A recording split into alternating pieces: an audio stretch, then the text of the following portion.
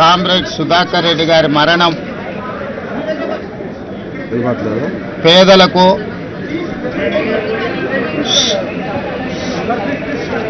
అదే విధంగా బహుజనులకు సిద్ధాంతపరమైన రాజకీయాలను శ్వాసగా పీల్చుకునే ప్రతి ఒక్కరికి తీరని లోటు. విద్యార్థి రాజకీయాల నుండి జాతీయ రాజకీయాల వరకు చివరి శ్వాస వదిలే వరకు రాజీ పడని నిరాడంబర జీవితం, రాజీ పడని సిద్ధాంత రాజకీయం, ఏఐఎస్ఎఫ్ నుంచి మొదలు పెడితే జాతీయ ప్రధాన కార్యదర్శి వరకు పార్లమెంట్ సభ్యుడిగా వివిధ హోదాలలో పనిచేసిన ఏ రోజు కూడా అహంకారము అహంభావాన్ని తన దరిదాపులకు రానియకుండా కంచుపాడు కామ్రేడ్గా పాలమూరు జిల్లా బిడ్డగా వారు వన్నె తెచ్చిండ్రు. మొన్న జరిగిన శాసనసభ సమావేశాలలో వారు ఒక లేఖ మిత్రులు సాంబశివరావు గారితో నాకు పంపించిండ్రు. తెలుగు విశ్వవిద్యాలయానికి ఆనాడు హైదరాబాద్ రాష్ట్ర విముక్తి పోరాటంలో పత్రికా సంపాదకుడుగా ఎనలేని సేవలు అందించి నిజాం నిరంకుశ రాజ్యాన్ని నుంచి పేదలకు విముక్తి కలిగించిన సురవరం ప్రతాప్ రెడ్డి గారి పేరు పెట్టాలి అని వారు నాకు లేఖ రాయడం జరిగింది. శాసనసభలో ఆ లేఖ నాకు అందించిన మరుక్షణం అక్కడికక్కడే సాంబశివరావు గారు ఇచ్చిన లేఖను సుధాకర్ రెడ్డి గారు చేసిన సూచన ప్రకారం తెలుగు విశ్వవిద్యాలయానికి తెలంగాణ ఆనాటి హైదరాబాద్ విముక్తి పోరాట యోధుడు సురవరం ప్రతాప్ రెడ్డి గారి పేరును పెట్టడం జరిగింది. తర్వాత వారితో వ్యక్తిగతంగా మాట్లాడి మిమ్మల్ని వచ్చి కలుస్తాను అని వారికి చెప్పాను. కొంత ఆలస్యమైంది. ఈ రకంగా కలుస్తానని నేను ఊహించలేదు. ఇది సిద్ధాంతపరమైన రాజకీయాలను ఆచరించే వాళ్లకు తీరని లోటు.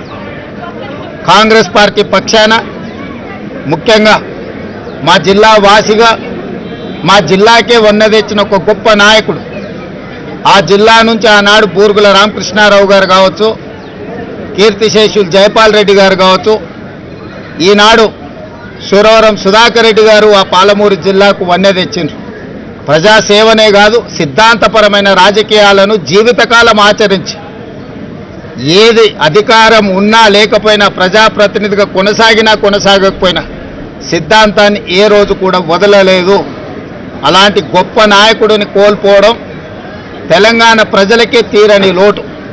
అందుకే ప్రభుత్వ పక్షాన వారికి అధికారిక లాంఛనాలతో కార్యక్రమాలను నిర్వహించడమే కాదు, వారి కుటుంబానికి కామ్రేడ్ సోదరులకు ప్రభుత్వ పక్షాన అన్ని రకాల సహాయ సహకారాలు అందించాలి అని నిర్ణయించుకున్నాం.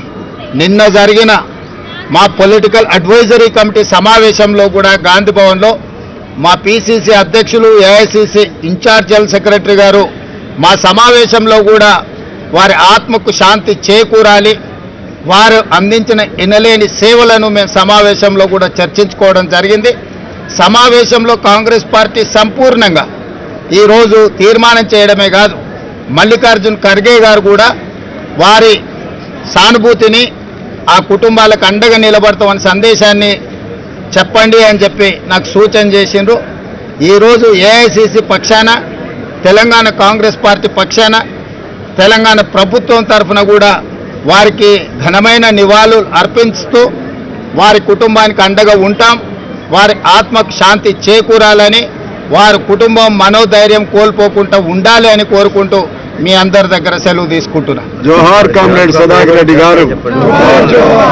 సురవరం సుధాకర్ రెడ్డి గారి జ్ఞాపకార్థం ఏదైనా ఒక మంచి నిర్ణయం తీసుకుంటాం, మంత్రివర్గంలో చర్చిస్తాం.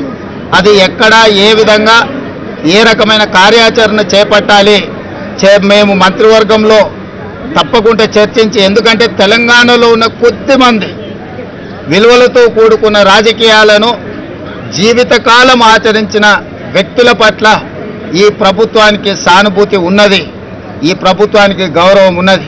అందుకే కొండా లక్ష్మణ్ బాపూజీ గారు IITH అంటే ఇండియన్ ఇన్స్టిట్యూట్ ఆఫ్ హ్యాండ్లూమ్ టెక్నాలజీకి పెట్టుకోవడం జరిగింది. మహిళా యూనివర్సిటీకి వీరనారి చాకలి ఐలమ్మ గారి పేరు పెట్టుకోవడం జరిగింది. తెలుగు యూనివర్సిటీకి సూరవరం ప్రతాప్ రెడ్డి గారి పేరు పెట్టుకోవడం జరిగింది.